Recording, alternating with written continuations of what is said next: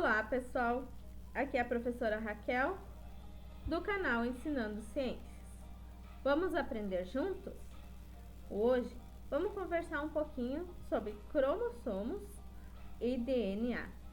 Lembre-se de se inscrever no canal, acompanhar as postagens, compartilhar o conteúdo, fazer comentários e curtir, se você gostou. Com relação, então, ao DNA, vamos lembrar que o DNA é a sigla para ácido desoxirribonucleico.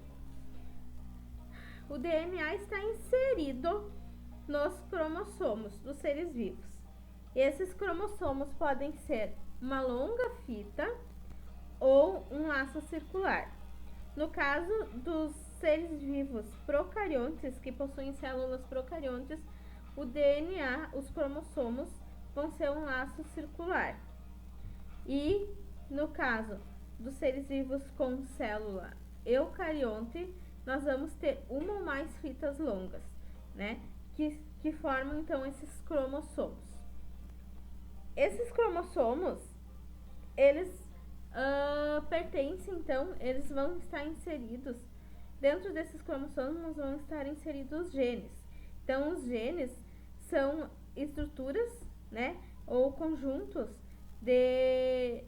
presentes no DNA que codificam proteína, ou seja, que sintetizam proteína, tá?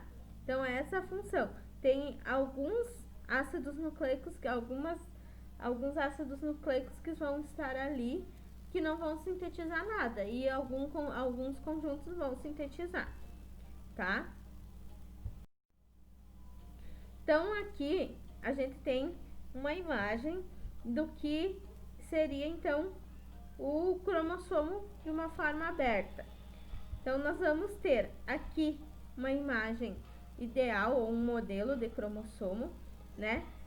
Se nós juntarmos uma proteína, que essa proteína normalmente é a histona, associada ao DNA, aos ácidos desoxirribonucleicos, esses dois conjuntos, proteína e DNA, formam o que a gente conhece como cromatina. Então, eles se enrolam, né, de uma maneira que essa fita extremamente longa, se fosse esticada, fica num tamanho muito pequeno, tá? Através da cromatina.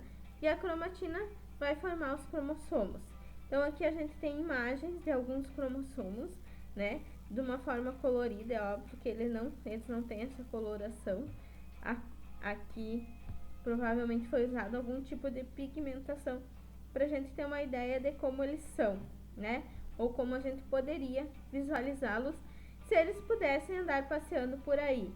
Mas, no caso, provavelmente eles fazem isolamento social dentro do núcleo celular, então a gente não consegue ver eles passeando por aí, tá? Com relação a algumas curiosidades, aqui a gente tem, então, alguns elementos que eu retirei da Super Abril, e com relação às quantidades de cromossomos das diferentes espécies de seres vivos. Então, eu trago aqui, por exemplo, a borboleta Atlas azul. Ela apresenta 226 pares de cromossomos. E aqui a gente tem uma imagem dela.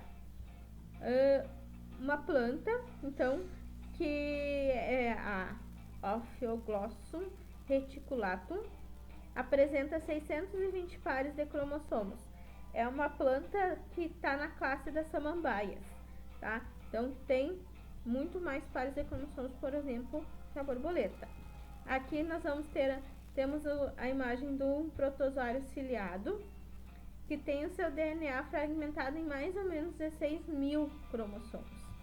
Nós, seres humanos, Homo sapiens, temos 23 pares de cromossomos, tá? E aqui só para lembrar que o que determina as características dos seres vivos são as interações bioquímicas entre as proteínas codificadas por cada gene, por cada conjunto de gene, né? Que são, então, esses ácidos desoxirribonucleicos que sintetizam proteína. e o momento em que cada um deles é ativado durante o desenvolvimento desse ser vivo, desenvolvimento e o crescimento desse ser vivo, certo? Então, por hoje era isso, falar um pouquinho sobre cromossomos e DNA. Existem várias atividades práticas que podem ser feitas, uma delas é a extração do DNA da banana, que é uma atividade prática bem fácil de ser feita, em casa dá para ser realizada, e tem no canal do YouTube do Manual do Mundo o modo de fazer, tá? Obrigada, cuidem-se de si e dos outros.